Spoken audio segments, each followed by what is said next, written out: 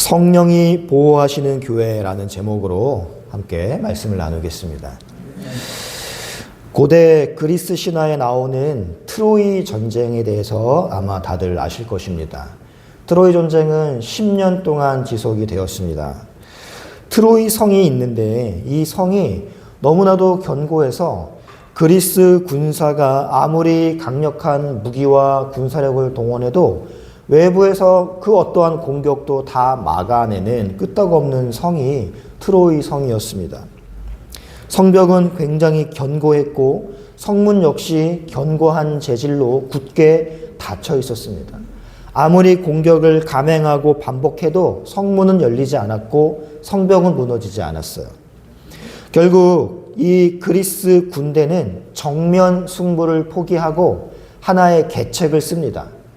커다란 나무 목마를 만들어서 성문 앞에 두고 자신들은 철수하는 척 연기를 한 거예요. 트로이 성 사람들은 이 적들이 도망간 줄 알고 승리의 전리품인 이 목마를 성 안으로 스스로 들여놓았습니다.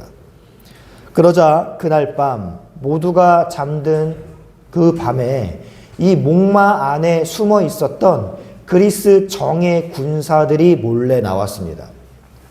이들은 내부에서 성문을 열어 젖히자 철옹성 같았던 이 트로이 성은 단 하루 만에 그리스 군사에 의해 허무하게 무너져 버리고 말았습니다. 그동안 그렇게 견고하게 버티고 방어하고 자신들을 보호했던 이 성이 하루 만에 허무하게 무너진 거예요. 외부의 강한 군대가 아니라 성 안으로 몰래 들어온 적 때문에 견고한 성이 무너진 겁니다. 사랑하는 성도 여러분, 사탄이 교회를 공격하는 방식이 바로 이와 똑같습니다. 핍박, 박해라는 외부적 공격은 오히려 교회를 더 단단하게 만들어요. 그런데 사탄은 전략을 바꾸어서 거짓 위선이라는 영적인 트로이 목마를 교회 공동체 내부로 성도들 마음속으로 은밀하게 집어넣습니다. 그러면 교회는 흔들리게 되고 무너지기 마련이에요.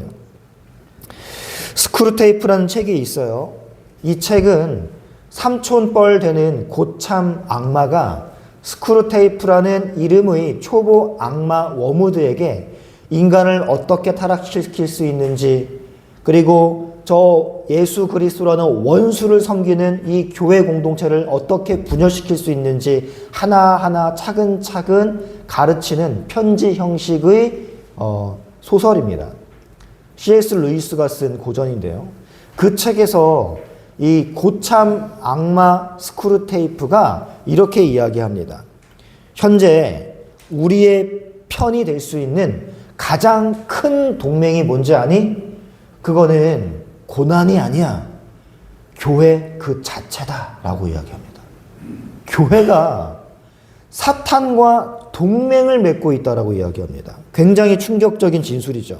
여러분, 사탄은요, 교회를 밖에서 무너뜨리기보다 교회 내부의 교만, 형식주의, 위선, 분쟁, 거짓을 통해서 무너뜨리는 게 더 효과적이다라고 말을 하고 있어요. 즉, 박해는, 고난은 오히려 이 교회 멤버들이 원수인 그리스도를 더 바라보게 만드는 촉진제가 되니까 고난은, 박해는 의미가 없다. 내부의 부패를 사용하자라고 꾀합니다.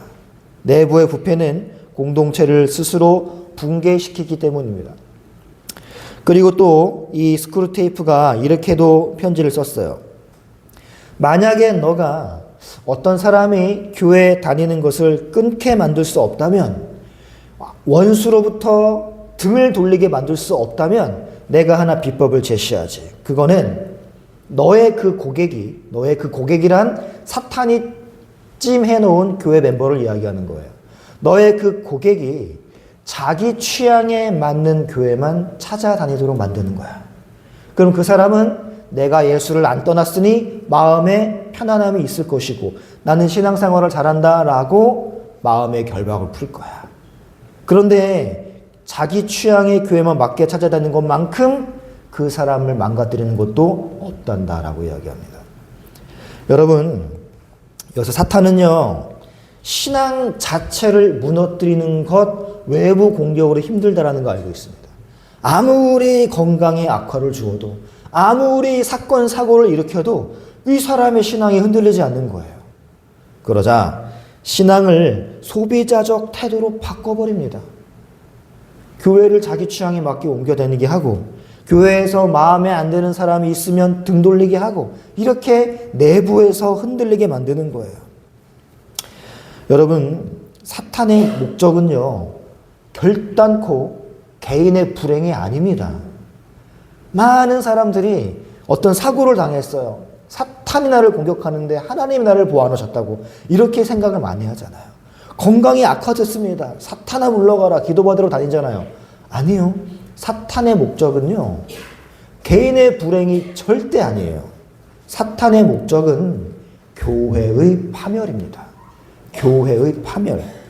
어쩌면요, 사탄은 우리에게 부귀영화와 건강과 정말 만사형통을 우리에게 보장해 주면서 영혼을 안심시키고 영혼이 안이해지게 하고 해이해지게 만드는 게 그들의 목적일 수 있어요. 여러분, 오늘 이러한 견지에서 우리가 오늘 본문을 살펴보기를 원합니다. 오늘 우리가 함께 살펴본 말씀은 유명한 이야기죠. 아나니아와 삽비라 부부의 사건입니다. 오늘 본문은요, 교회 역사 속에서 자주 오해를 많이 받아왔어요. 어떤 사람들은 이 이야기를 단순히 헌금 액수 속였다가 벌받았다. 여러분, 헌금 정직하게 하시오 라고 설교합니다. 잘못된 접근이죠. 한참 잘못된 접근입니다. 그래서 하나님을 지나치게 무섭고 엄격한 분으로만 생각해요. 심지어 어떤 분은 11조 떼먹어서 사고 났다라고까지 이야기하는 분이 있습니다. 아니에요, 여러분.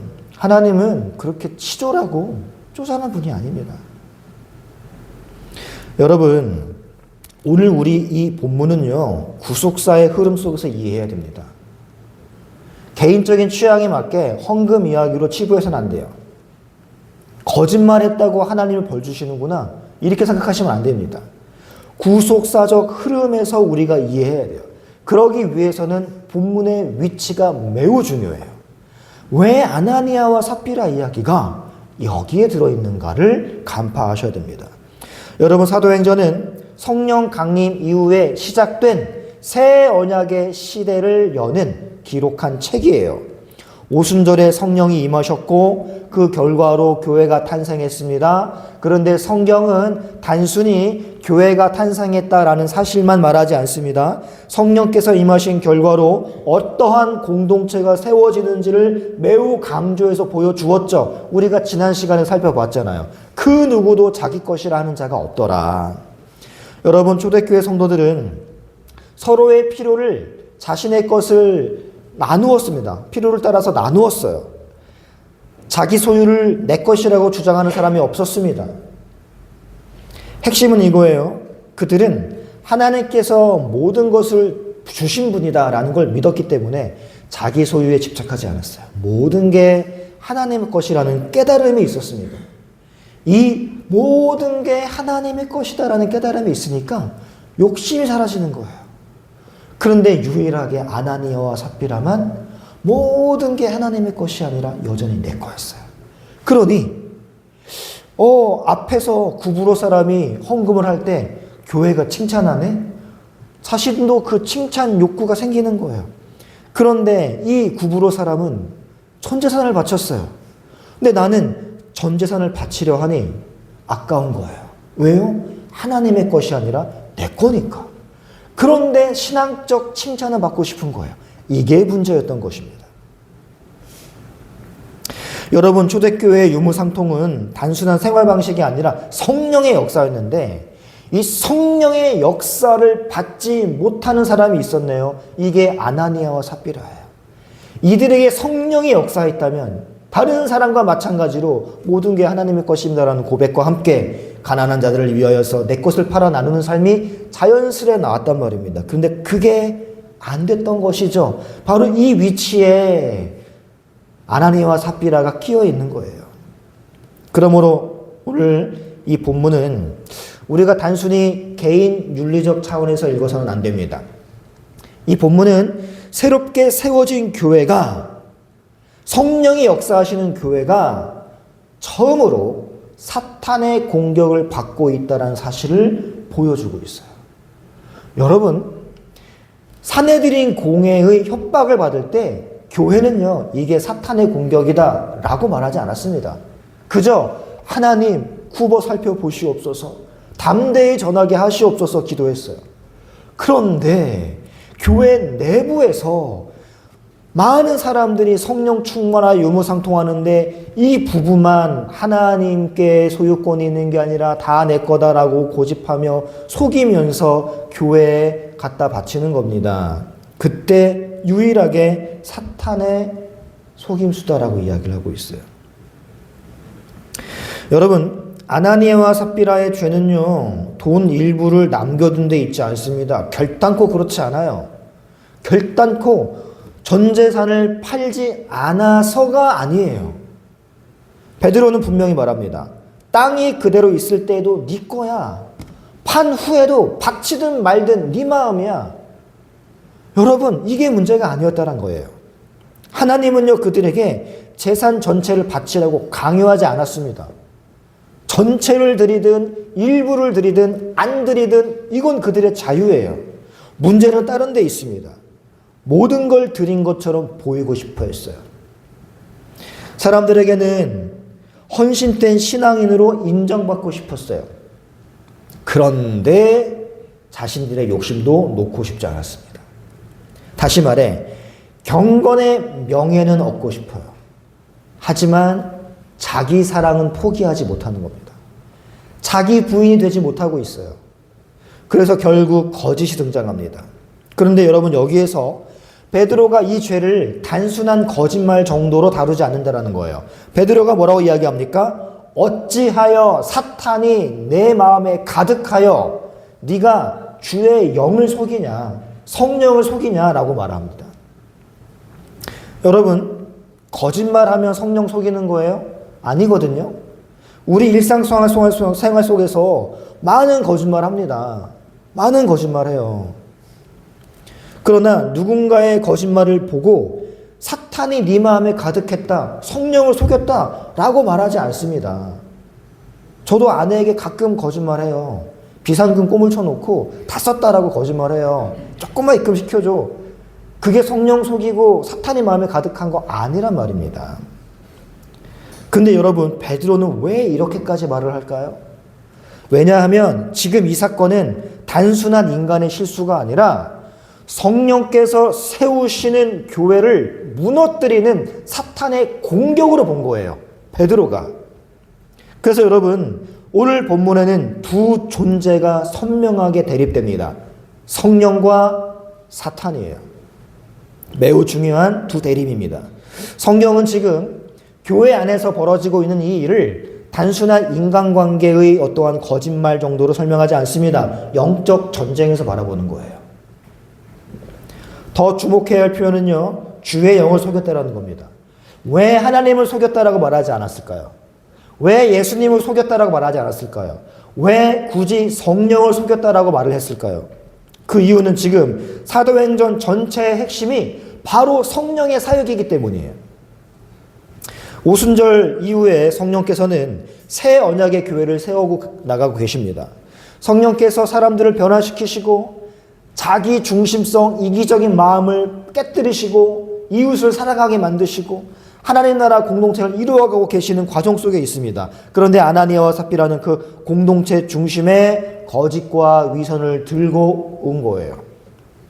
따라서 이 사건은 개인의 실패가 아니라 성령 사역 자체를 방해하는 사탄의 계략인 것입니다. 아나니아와 삽비라의 거짓말은 단순한 개인적 거짓말이 아니라 교회를 내부로부터 무너뜨리려는 사탄이 몰래 들여놓은 영적인 트로이 목마인 것이죠. 이 지점에서 우리는 본문을 구속사의 관점으로 읽어야 돼요. 여러분, 성경에서 처음 세워진 공동체가 어디입니까? 에덴 동산이죠. 하나님의 동산입니다. 그런데 그 하나님의 동산에도 동시에 존재하는 자가 있었어요. 누구예요? 사탄이에요. 이 사탄이 누구를 이용했습니까? 뱀을 이용했죠. 오늘 본문에서 아나니아와 삽비라를 이용한 것처럼 말이죠. 사탄은 무엇으로 아담과 하와를 무너뜨렸습니까? 칼이나 폭력인가요? 너 저거 안 먹으면 내가 죽일 거야 했습니까? 아니에요. 거짓말입니다. 하나님이 참으로 그렇게 말씀하시더냐? 아니야 라고 말이죠. 사탄은 하나님을 의심하게 만들었고 결국 거짓으로 첫 공동체를 무너뜨렸습니다. 지금까지는 하나님만 봤어요. 하나님만 보였어요. 선악과 따위 안 보였단 말입니다. 내 욕심, 내 욕구 크게 전혀 없었어요. 오직 하나님만 보였어요.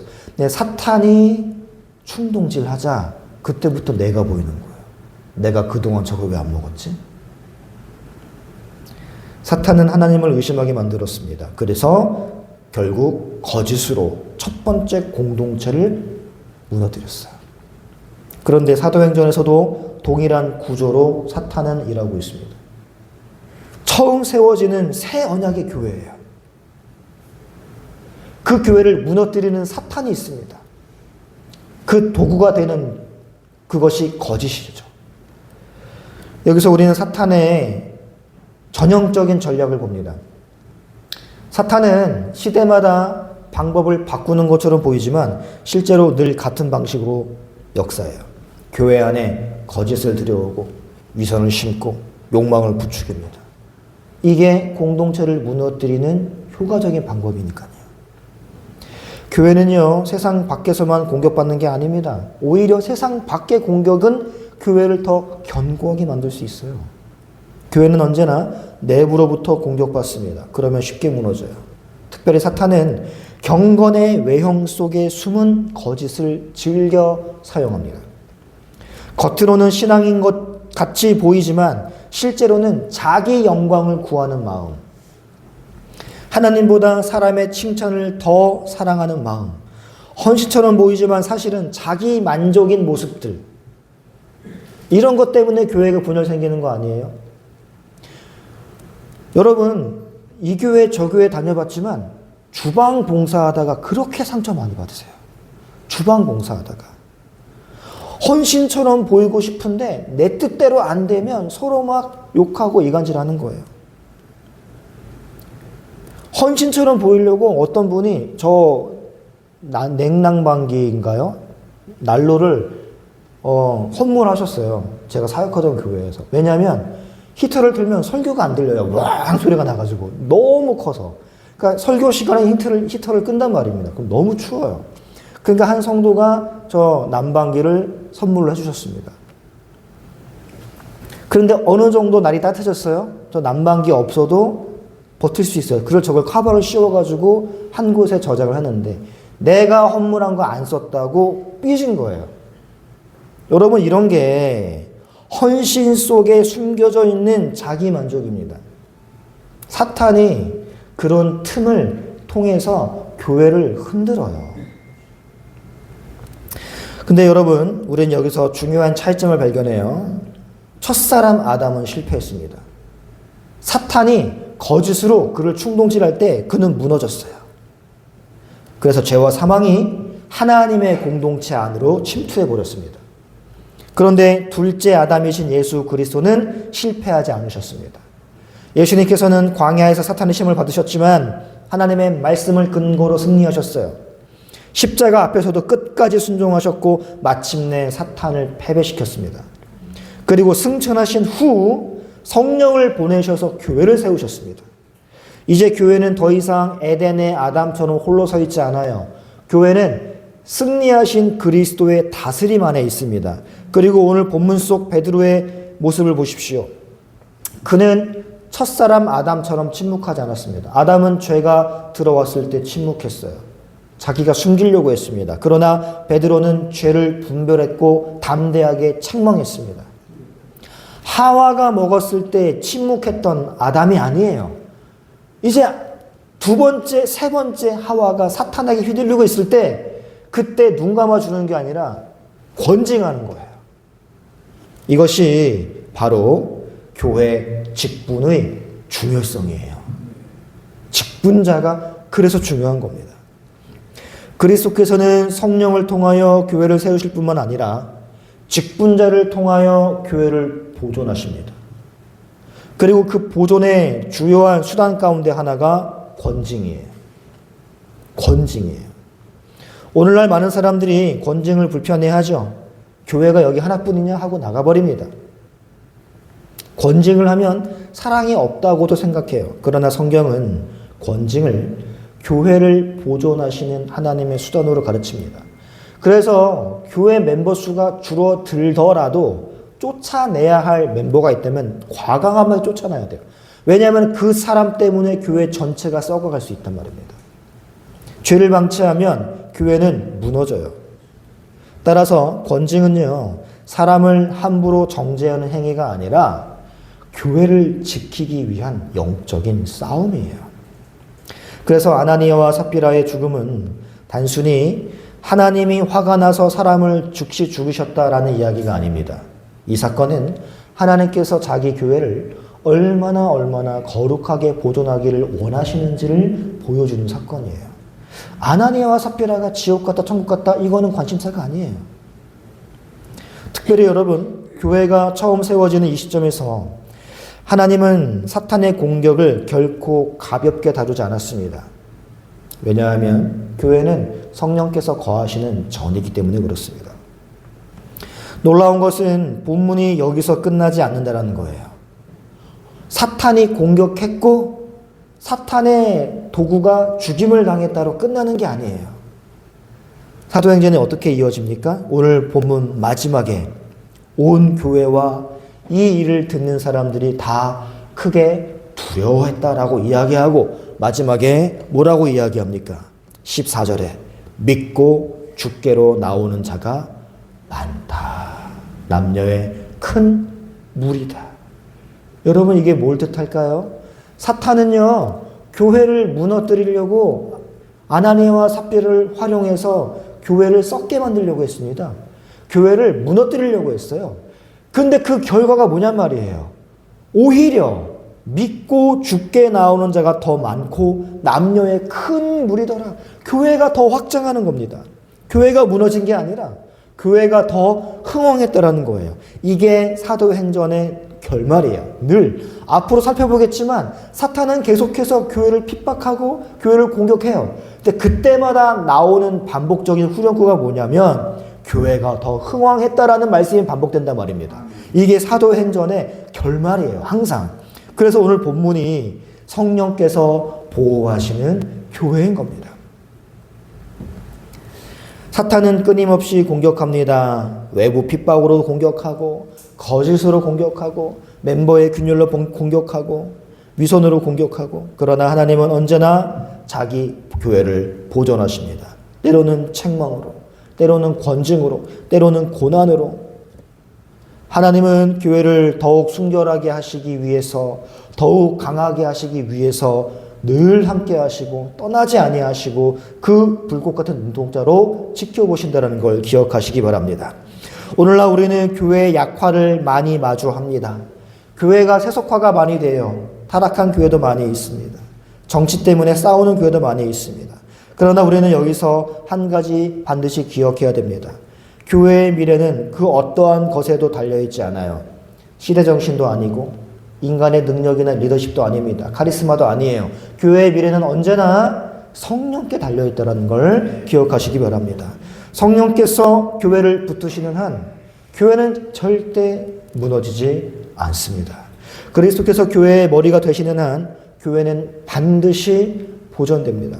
세상이 아무리 악해도 교회 안에 수많은 문제들이 생겨도 사탄이 끊임없이 이러한 저러한 문제로 교회를 흔들어도 하나님은 자신의 교회를 버리지 아니하십니다. 오히려 하나님은 교회를 정결케 하시고 말씀 위에 다시 세우시며 결국에는 더욱 흥왕하게 하십니다. 그러므로 우리는 낙심을 해서는 안 돼요. 우리는 사람을 바라보는 것이 아니라 지금 보좌 우편에서 우리를 다스리시는 그리스도를 바라봐야 합니다. 그리스도는 지금도 성령을 통하여 우리 교회를 다스리시고 역사하십니다. 그래서 우리 교회는 그 성령의 역사 가운데 언제나 살아남을 것입니다. 말씀 위에 바로 선 교회, 성령의 다스림이 있는 교회, 거룩함을 포기하지 않는 교회, 이러한 교회는 어떤 시대 속에서도 사라지지 않음을 기억하시고 우리 베델쉼터 교회가 성령님의 이러한 강력한 다스림을 받는 교회가 되게 해달라고 기도하는 우리 모두가 되기를 축복합니다. 찬양하고 함께 기도하겠습니다.